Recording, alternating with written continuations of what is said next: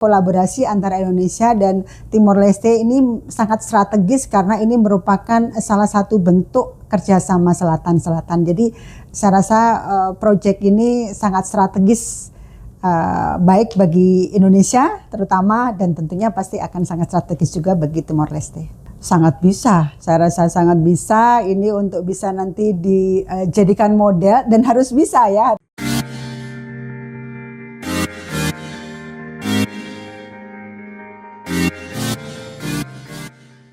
Selamat pagi. Pagi. Apa kabar? Alhamdulillah baik. Untuk akhir-akhir ini apa aja Bu kegiatannya? Saya lihat di medsosnya tuh aktif sekali ya kegiatannya. Iya, jadi ya memang kita banyak kegiatan, dan juga tidak hanya kegiatan di kantor, tapi juga ada beberapa kali ke lapangan yang memang harus kita tindak lanjuti.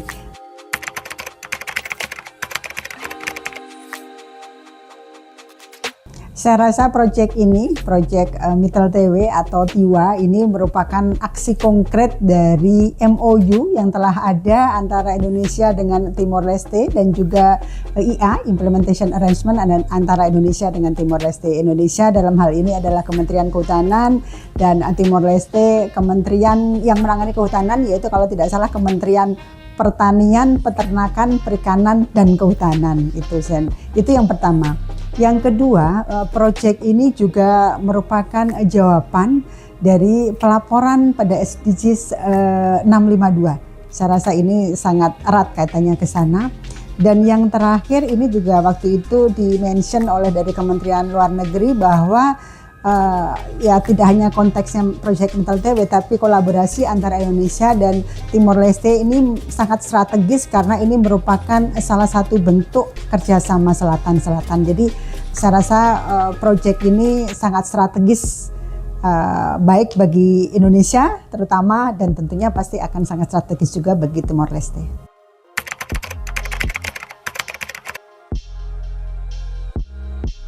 Sangat bisa, saya rasa sangat bisa ini untuk bisa nanti dijadikan model, dan harus bisa ya, harus bisa kita laksanakan sebaik mungkin proyek ini supaya nanti juga bisa jadi model untuk diacu oleh negara-negara yang lain. Karena terutama paling tidak bagi perbatasan yang lain, misalnya Indonesia dengan Malaysia, kemudian Indonesia dengan Papua Nugini misalnya, minimal itu. Tapi kalau kemudian bisa dijadikan model oleh negara-negara lain, ya lebih bagus lagi saya rasa. Apa yang sekarang sudah dirintis oleh teman-teman ini, terutama kalau di sisi kita ini teman-teman inti yang melaksanakan implementasi di lapangannya gitu ya. Kemudian juga dari Timor Leste, dengan baru beberapa bulan ini kita berjalan dengan capaian-capaian yang ada, dengan hal-hal lain yang dicapai yang melebihi dari apa yang sebenarnya mungkin ditargetkan. Saya rasa ini suatu langkah awal atau suatu modal besar, ini bisa dijadikan model di negara lain. Dan juga saya yakin juga dukungan dari pemerintah daerah, terutama yang dari sisi kita ya di NTT ini cukup kuat. Ini salah satu buktinya mungkin bisa kita lihat ketika kita melaksanakan Inception Workshop di Kupang. Waktu itu juga Pak Gubernur sendiri hadir, jadi ini juga merupakan salah satu bukti atau komitmen dari pemerintah daerah untuk mensupport proyek ini.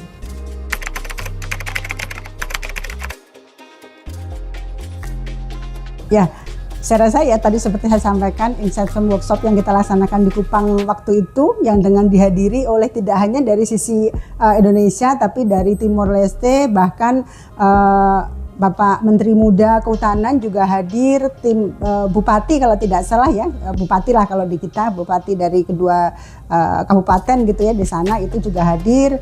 Tim dari Timor Leste yang lain juga cukup banyak yang hadir. Ini saya rasa merupakan suatu langkah awal yang bagus, ditambah tadi dari kita, kami dari pusat dengan Ibu Dirjen juga hadir, dari Pak Gubernur juga hadir. Itu saya rasa suatu langkah awal untuk proyek ini optimis bisa kita laksanakan dengan baik. Dan pada saat itu juga kita sekaligus kita bisa melakukan pertemuan bilateral antara Indonesia dengan Timor Leste yang ini membahas antara lain keberlanjutan dari MOU dan Implementation Arrangement kita dengan Timor Leste. Ini saya rasa suatu momentum yang cukup bagus yang semoga nanti ini bisa terus kita jadikan pijakan untuk pelaksanaan proyek ini.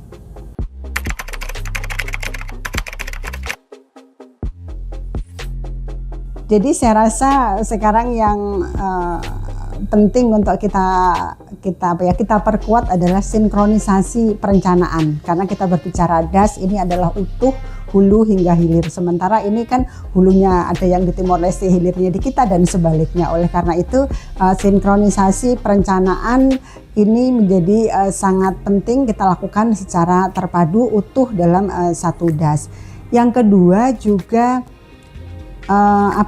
meminimalkan gap data, karena pasti antara kita dengan Timor Leste ini ada gap data, sementara kita bekerja di satu kesatuan, satu DAS yang utuh. Ini tentunya datanya ini juga harus ibaratnya standarnya kurang lebih harusnya sama gitu. Itu yang kedua.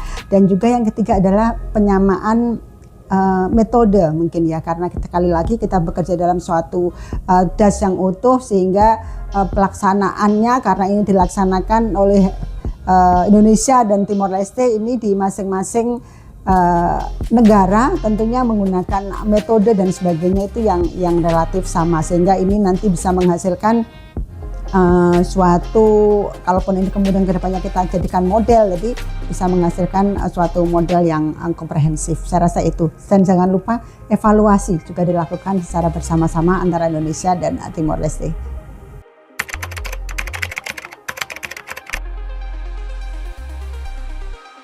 Oke, saya rasa yang menjadi penting adalah komitmen kedua negara. Bagaimana ini bisa dijadikan prioritas nasional, ini tentunya sangat tergantung dari komitmen kedua negara. Dan supaya kita bisa tetap memastikan bahwa pengelolaan DAS lintas negara antara Indonesia dengan Timor Leste, dalam hal ini adalah DAS Taloloes dan Motamasin, ini tetap berbasis pada keberlanjutan dan konservasi tadi ya. Ini perlu kita perkuat ini narasi terkait keberlanjutan dan konservasi ini di MOU antara Indonesia dengan Timor Leste dan juga termasuk di implementation arrangement-nya. Karena sekali lagi kita berbicara masalah pengelolaan DAS ini tidak hanya PDAS RH saja, tidak hanya Kementerian Kehutanan saja, tapi sangat lintas sektor. Oleh karena itu narasi terkait keberlanjutan, konservasi ini nanti perlu kita perkuat di MOU yang sedang kita persiapkan untuk perpanjangannya dan juga termasuk di implementation arrangement-nya.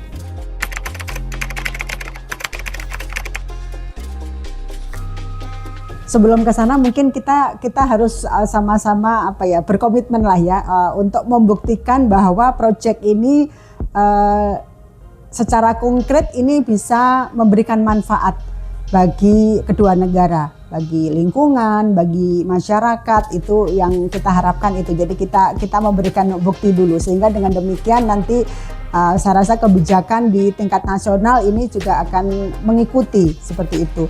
Dan tentunya sekali lagi tadi saya sampaikan bahwa concern dari pimpinan terhadap pengelolaan DAS ini di kami ini juga cukup tinggi. Jadi kalau saya optimis ke depannya ini nanti kita bisa, atau dari tingkat nasional ini bisa memberikan dukungan entah itu dalam konteks kebijakan dan sebagainya.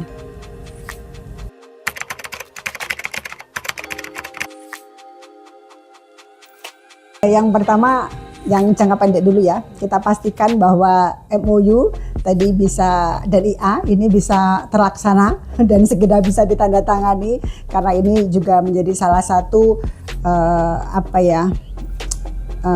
pijakan kita untuk melaksanakan proyek ini biar benar-benar bisa lebih efektif, bisa berjalan dengan baik ke depannya. Saya rasa itu yang pertama, dan tentunya komitmen kedua negara ini harapan kami. Sekali lagi, komitmen kedua negara ini menjadi sangat penting, dan kalau kita berbicara komitmen antara kedua negara ini nanti kaitannya dengan prioritas nasional dari kedua negara. Jadi kalau dari kedua negara komitmennya kuat, saya rasa ini nanti juga akan menjadi prioritas nasional bagi kedua negara. Itu harapan kami.